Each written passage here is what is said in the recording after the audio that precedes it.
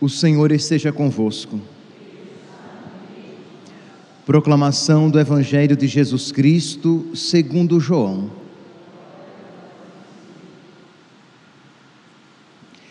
Naquele tempo, estando à mesa com seus discípulos, Jesus ficou profundamente comovido e testemunhou: em verdade vos digo, um de vós me entregará. Desconcertados, os discípulos olhavam uns para os outros, pois não sabiam de quem Jesus estava falando. Um deles, a quem Jesus amava, estava recostado ao lado de Jesus. Simão Pedro fez-lhe um sinal para que ele procurasse saber de quem Jesus estava falando. Então o discípulo, reclinando-se sobre o peito de Jesus, perguntou-lhe: Senhor, quem é? Jesus respondeu: é aquele a quem eu der o pedaço de pão passado no molho. Então Jesus molhou um pedaço de pão e deu a Judas, filho de Simão Iscariotes. Depois do pedaço de pão, Satanás entrou em Judas. Então Jesus lhe disse: o que tens a fazer, executa-o depressa. Nenhum dos presentes compreendeu porque Jesus lhe disse isso. Como Judas guardava a bolsa, alguns pensavam que Jesus lhe queria dizer: compra o que precisamos para a festa, ou que desse alguma coisa para os pobres. Depois de receber o pedaço de pão, Judas saiu imediatamente. Era noite. Depois que Judas saiu, disse Jesus: agora foi glorificado o Filho do Homem, e Deus foi glorificado nele. Se Deus foi glorificado nele, também Deus o glorificará em si mesmo, e o glorificará logo. Filhinhos, por pouco tempo estou ainda convosco. Vós me procurareis, e agora vos digo, como eu disse também aos judeus: para onde eu vou, vós não podeis ir. Simão Pedro perguntou: Senhor, para onde vais? Jesus respondeu-lhe: para onde eu vou, tu não me podes seguir agora, mas me seguirás mais tarde. Pedro disse: Senhor, por que não posso seguir-te agora? Eu darei a minha vida por ti. Respondeu Jesus: darás a tua vida por mim? Em verdade te digo, o galo não cantará antes que me tenhas negado 3 vezes. Palavra da salvação.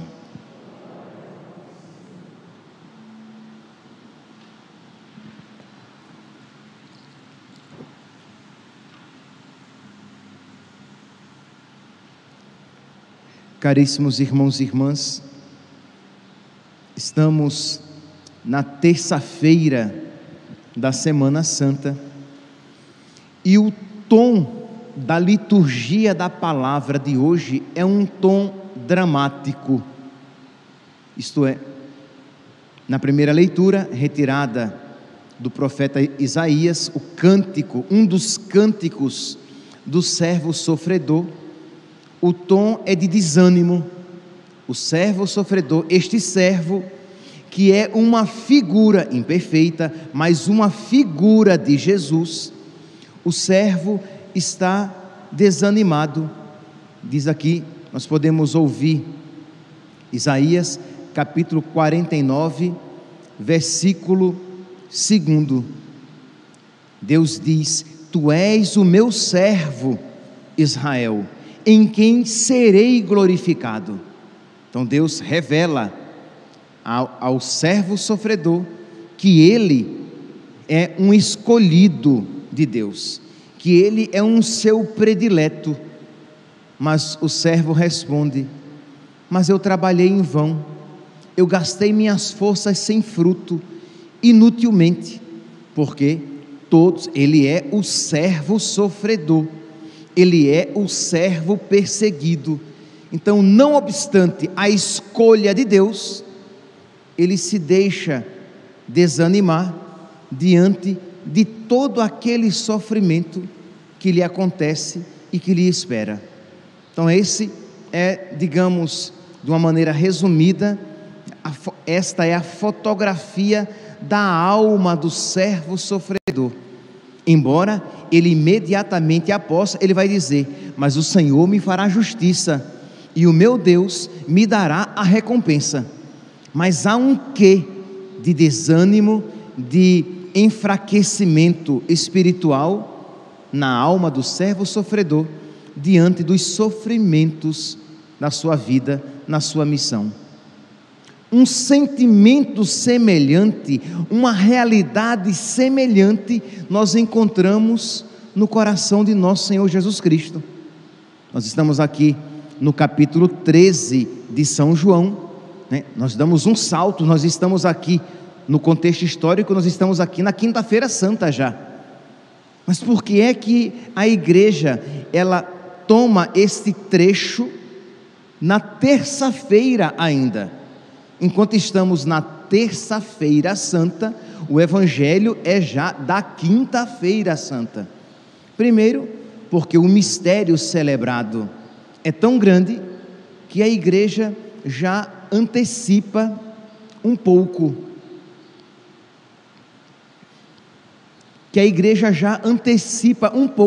Para que nós possamos tudo meditar. Mas também porque, meus irmãos, esta realidade que nós estamos aqui mergulhando, refletindo, ela revela a nossa postura diante do mistério que nós iremos celebrar. Isto é, como é que se encontra o nosso coração diante do mistério da cruz. Nós iremos celebrar o mistério de Jesus Cristo crucificado.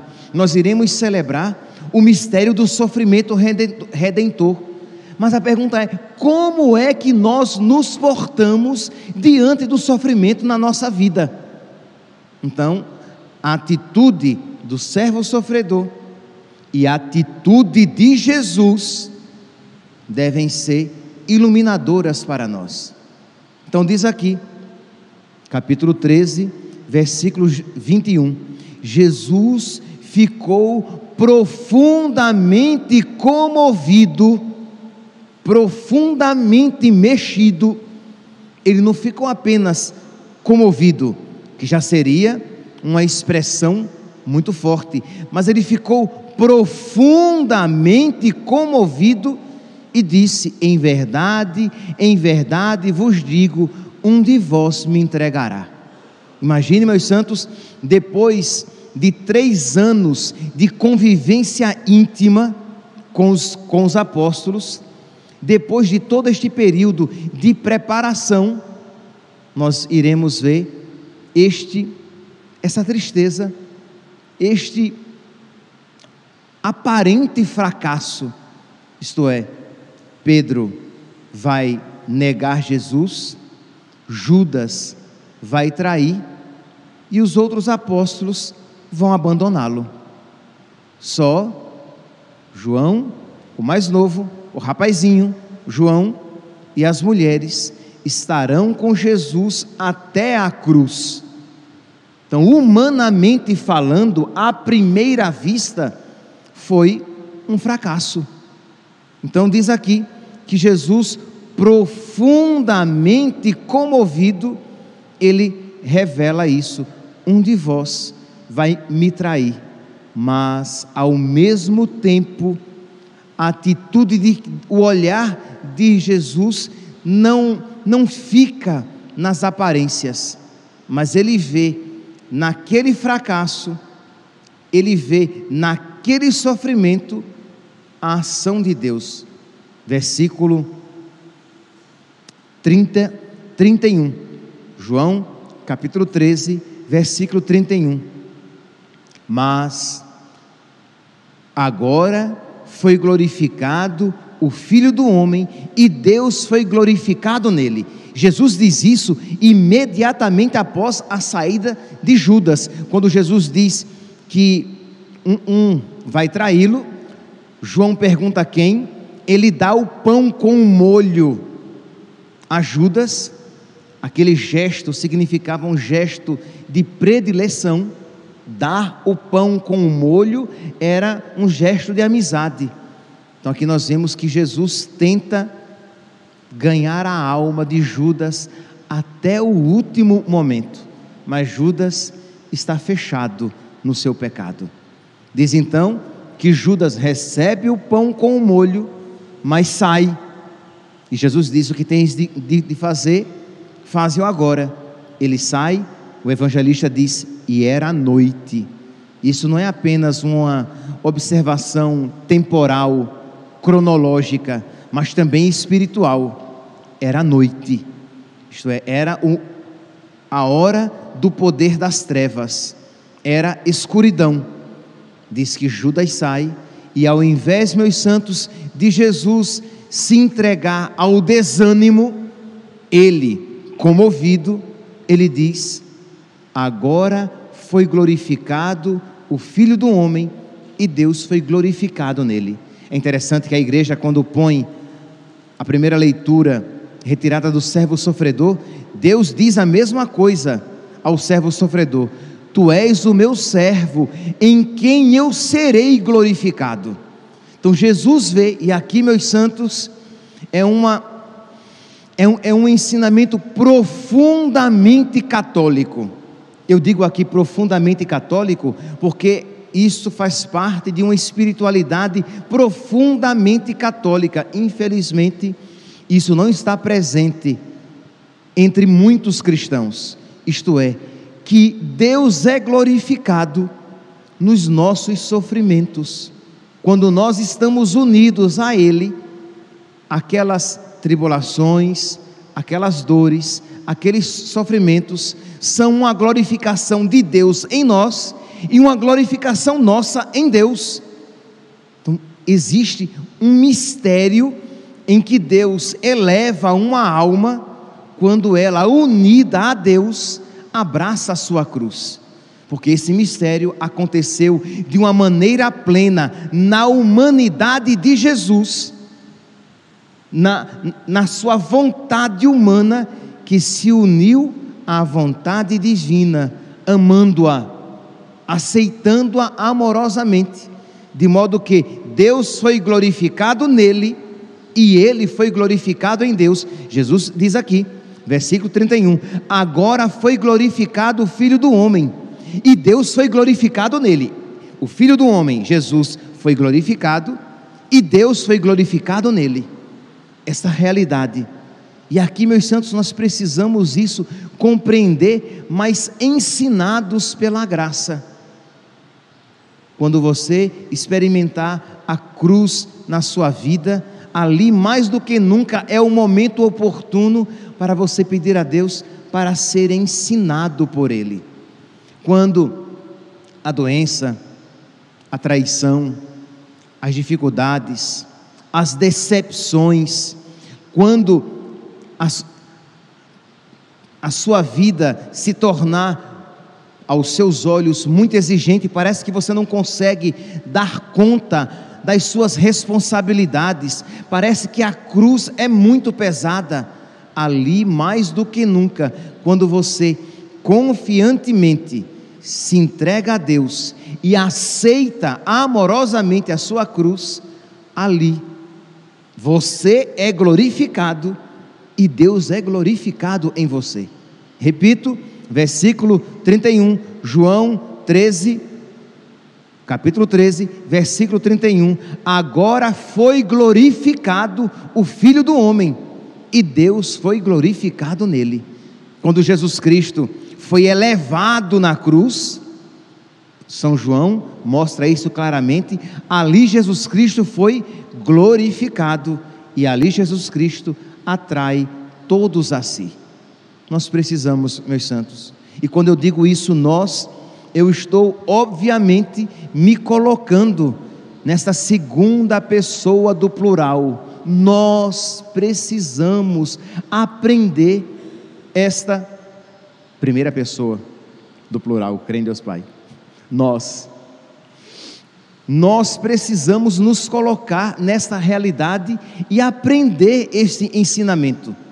Por quê? Porque senão o sofrimento, quando bater na porta da nossa vida, nós iremos sempre nos afastar de Deus. A nossa espiritualidade vai decair, o desânimo vai tomar conta da nossa alma, as lamentações se farão presentes cada vez mais, explícitas ou implícitas, sinceramente assumidas ou disfarçadas, mas presentes. Uma lamentação, uma lamúria, um desgosto da vida, uma raiva de Deus. Repito, talvez não explicitamente assumida, ao ponto de você dizer, eu estou com raiva de Deus, mas você dissimula, você disfarça, você não tem coragem nem para assumir de que está com raiva de Deus, e fica vivendo aquela raiva de uma maneira escondida, afastando-se da oração, vivendo friamente a virtude, quando não até calorosamente o pecado. Isto é, você está com raiva de Deus. Por quê? Porque a vida não foi como você esperava, porque os seus planos não se realizaram, porque você está decepcionado com aquela ou consigo mesmo, e você então se entrega a esta atitude de rebeldia, de revolta, enquanto Jesus nos mostra uma atitude totalmente diferente. Quando humanamente parece que as coisas saíram do seu controle, quando humanamente tudo parece acontecer contra os seus planos, ele diz: agora o Filho do Homem foi glorificado e Deus foi glorificado nele. Então percebe aqui o quanto isso nos faz fortes, mesmo em meio às nossas dificuldades. Meus santos, é uma realidade que nós precisamos meditar, para que quando nós, na sexta-feira, nós nos aproximarmos do crucifixo para beijá-lo, não seja um beijo de Judas, um beijo falso, ou um beijo distante e frio, de quem não ama de verdade Jesus Cristo crucificado, de quem não o conhece, beijando um desconhecido, mas alguém que conhece Jesus, que sabe o que é a cruz, mas que a adora, e que beija Jesus crucificado na sua vida. Então nós precisamos aprender esta realidade, e esta realidade é aprendida em Deus. É Deus quem nos concede esta sabedoria, não é uma realidade aprendida, um ensinamento ensinado, oferecido pelos homens, aprendido naturalmente, mas é uma realidade aprendida sobrenaturalmente. Então pedir a Deus, e ter a coragem de pedir a Deus: Senhor, concede-me a graça de aprender a sabedoria da cruz. Senhor, concede-me a graça de amar-te crucificado em mim. Este é o único caminho para nós sermos cristãos de fato. Senão, quando a dificuldade se fizer presente na nossa vida, o desânimo vai minar a nossa espiritualidade, a frieza vai roer a nossa fé, a revolta diante do sofrimento e diante da incapacidade de fazer com que as coisas aconteçam sempre segundo as suas expectativas. Esta decepção vai fazer cair por terra todo o seu edifício espiritual, porque, digo de uma maneira bem sintética, o desânimo é uma desgraça, ele causa uma desgraça espiritual. Mas se você não tem outra expectativa senão de amar Jesus Cristo e Jesus Cristo crucificado, você aceitará a cruz fincada no centro da sua vida. Pois bem, então, como se não bastasse já esta afirmação de Jesus a respeito da traição de Judas, Jesus então, quando diz isso, ele exulta. Imagine aqui, é quase que uma pancada atrás da outra. Judas sai, para traí-lo, para vendê-lo por 30 moedas de prata. Jesus diz: agora é glorificado o Filho do Homem e Deus glorificado nele. E se Deus foi glorificado nele, também Deus o glorificará em si mesmo e o glorificará logo. Ele está falando, obviamente, aqui do mistério da cruz. Filhinhos, por pouco tempo estou ainda convosco. E aí Pedro, quando ouve isso, Pedro, o sanguíneo, Pedro, quando ouve isso, Pedro se motiva, se anima e diz: Senhor, eu irei contigo. Eu irei contigo por onde quer que o Senhor vá. Versículo 36. Senhor, para onde vais? Respondeu-lhe Jesus: para onde eu vou, tu não podes seguir-me. Pedro responde: Senhor, porque eu não posso seguir-te agora? Eu darei a minha vida por ti, eu morrerei por ti. E aí, como que vem uma segunda tentação ao desânimo, Jesus diz: Tu, Pedro, meu amigo, tu darás a vida por mim? Antes que o galo cante, 3 vezes tu me negarás. Mas Jesus, meus santos, ele já colocou a sua glória em Deus. Ele não tem expectativas humanas, logo, decepções humanas não frustrarão a sua alma. Quando a nossa esperança está em Deus, nós iremos sentir o desamor, nós iremos sentir as traições, nós iremos sentir as dificuldades da vida, mas como a nossa esperança está em Deus, nós não seremos frustrados, nós seremos até derrubados, mas não ficaremos prostrados, diz São Paulo. Ora, se a sua esperança estiver em nosso Senhor, você vai chorar? Vai. Você vai sofrer? Vai. Você vai até experimentar o desânimo? Vai. Mas no desânimo você não vai ficar. Na frustração você não vai se afogar. Prostrado você não permanecerá.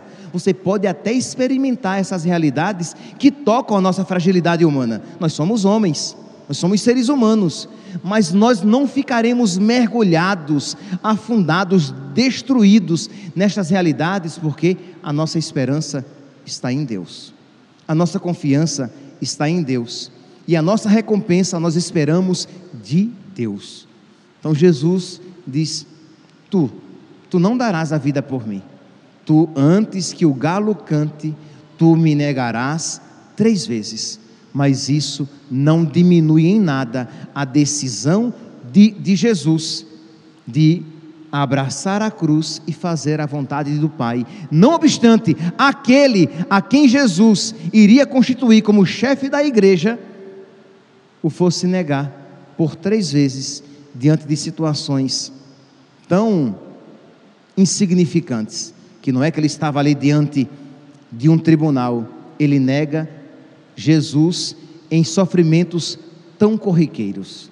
Meus irmãos, Pedro também, e com isso termino, Pedro também, ele é uma fotografia da nossa alma. Quantas vezes, em situações tão corriqueiras, nós negamos Jesus? Quantas vezes, em sofrimentos tão pequenos, nós abandonamos a cruz, nós nos recusamos, porque não é que nós nos recusamos a nos configurar com Cristo crucificado em situações dificílimas, que vem uma pessoa e quer escalpelar você, vem uma pessoa que quer esfolar você vivo, e aí você, frágil, você nega Jesus, porque você teme aquele sofrimento. Não, meus santos, eu tenho certeza, 99,9% de certeza de que ninguém aqui nunca foi tentado de ou você trai Jesus, ou você vai ser escalpelado, ou você vai ser esfolado vivo, ou você vai ser esquartejado. Ninguém recebeu uma arma na cabeça e disse: ou você nega Jesus, ou eu te darei um tiro na cabeça agora. Ninguém.